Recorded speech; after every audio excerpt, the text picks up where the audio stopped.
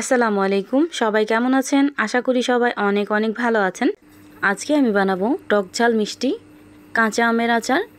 কিভাবে এই আচারটা বানালে একদম নষ্ট হবে না বা দীর্ঘ সময় সংরক্ষণ করতে পারবেন, আর আমি কিভাবে ভিনিগার ছাড়া এই আচারটা বানাইছি সেটাই আজকে আপনাদের সাথে শেয়ার করব। এখন দেখে নেই আমি কিভাবে এই আচারটা বানাইছি। প্রথমে আমি এখানে 1 কেজি আম নিয়ে নিছি। এখানে প্রায় 4 থেকে 5 কেজি আম হবে। এই আমগুলো আমি কেটে নেব, আর কাটার পরে এতগুলো আম থাকবে না, দেশে আমে অনেক পোকা হয়, ওই পোকাগুলো আমি ফালাই দিব।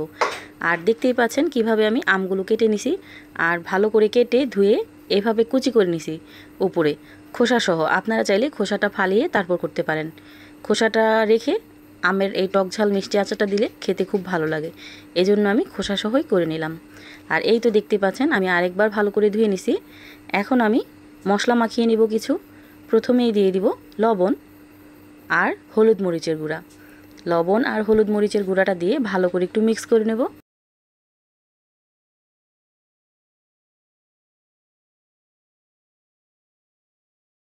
এই তো আমি ভালো করে মিক্স করে নিছি, আর আমি হাত দিয়ে মাখিনি, জাস্ট ভোলটাকে একটু ঝাঁকি দিয়ে মিক্স করে নিছি। এখন আমি একটা একটা করে এই সবগুলো আম বিছিয়ে রোদ্রে শুকাতে দিয়ে দিব একদিনের জন্য। আমটা রোদ্রে শুকালে কিন্তু আমটা একদমই ভাঙবে না, আর আচারটা খেতেও দুর্দান্ত হবে, কারণ এখানে মশলা আর লবণটা আগে থেকেই দেওয়া আছে।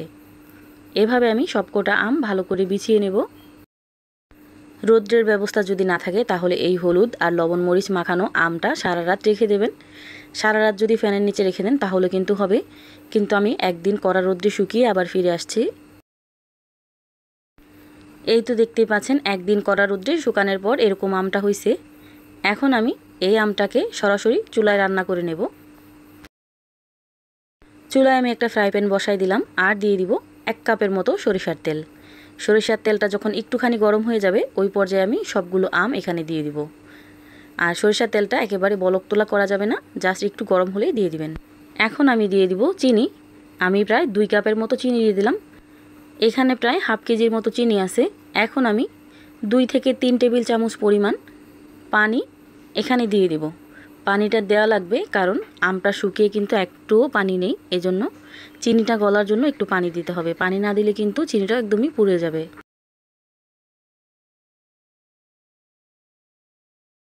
এখন আমি কিছুক্ষণ এভাবে নেড়েচেড়ে মিক্স করে নেব।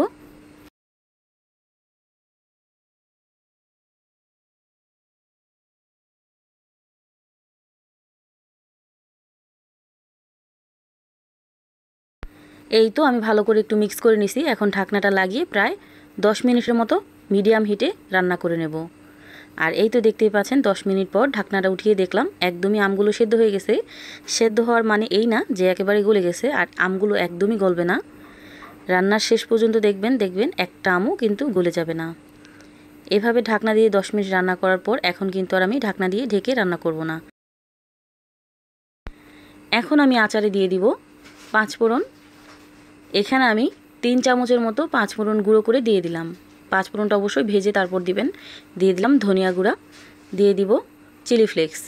আপনারা ঝালের পরিমাণটা বুঝে দিয়ে দিবেন। আর দিয়ে দিলাম 1 চামচ জিরা গুঁড়া। এগুলো কিন্তু সবগুলোই ভাজা। এখানে আমি 5 ফোড়নও ভেজে দিছি, ধনিয়া জিরা এগুলো আমি ভেজে তারপর গুঁড়ো করে এখানে দিয়ে দিছি। এগুলো গুঁড়ো করার দেখায় নাই আর ভাজাও দেখায় নাই, আপনারা ভেজে তারপর দিয়ে দিবেন। সবগুলো মশলা দেওয়ার পরও আমি প্রায় 10 মিনিটের মতো রান্না করে নিছি।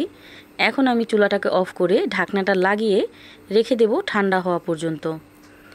আর আচারটা যতই আমরা ঠান্ডা হওয়ার জন্য রাখবো বা রেস্টে রেখে দেবো ততই কিন্তু আচারে যে চিনি আর মশলাটা আছে ওইটা কিন্তু সম্পূর্ণ আচারের ভিতর ঢুকে যাবে। আর এই তো দেখতেই পাচ্ছেন আমি কিন্তু সারা রাত এই আচারটা রেখে দিছিলাম। আপনারা হাতে কম সময় থাকলে 4 থেকে 5 ঘন্টা আচারটা রেখে দিবেন। আচারটা রেখে দিলে কিন্তু আচারের ভিতরে মিষ্টিটা খুব ভালো করে ঢুকবে আর মশলাটাও। আর এখন আমি চুলাটাকে জ্বালিয়ে দিব। এখন আমি ততক্ষণ পর্যন্ত রান্না করব যতক্ষণ পর্যন্ত এই চিনির শিরাটা একদম শুকিয়ে না যায়।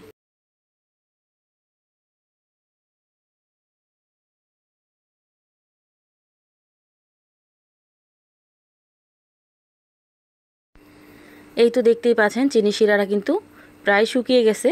এখন আমি চুলাটাকে অফ করে দেব। চুলাটাকে অফ করে দেব যেন চিনিটা আরও পুড়ে না যায়। চিনিটা পুড়ে গেলে কিন্তু একদমই তেতো হয়ে যাবে, আর তেতো হয়ে গেলে একদমই ভালো লাগবে না। আর এই তো দেখতেই পাচ্ছেন কতটা পারফেক্ট হয়েছে আচারটা, আর একটা আচারও কিন্তু গলে যায় নাই। এই আচারটা যখন ঠান্ডা হয়ে যাবে ওই পর্যায়ে আমি কাঁচের একটা বয়মে, শুকনো বয়মে ভরে রেখে দেব। চাইলে আপনারা 3 থেকে 4 মাস পর পর একদিন কড়া রোদ্রে শুকিয়ে নিতে পারেন। আপনাদের দেখানোর সুবিধার্থে আমি কিছুটা বেড়ে পরিবেশন করে দেখাচ্ছি। এই তো দেখতেই পাচ্ছেন আচারটা কতটা পারফেক্ট হয়েছে আর কতটা লোভনীয়। আপনারা অবশ্যই বাসায় একদিন ট্রাই করবেন, ইনশাল্লাহ আপনাদের কাছেও ভালো লাগবে। আমার এই আচারের রেসিপিটা যদি আপনাদের কাছে একটু হলেও ভালো লাগে তাহলে অবশ্যই আমার চ্যানেলটা সাবস্ক্রাইব করে দিবেন।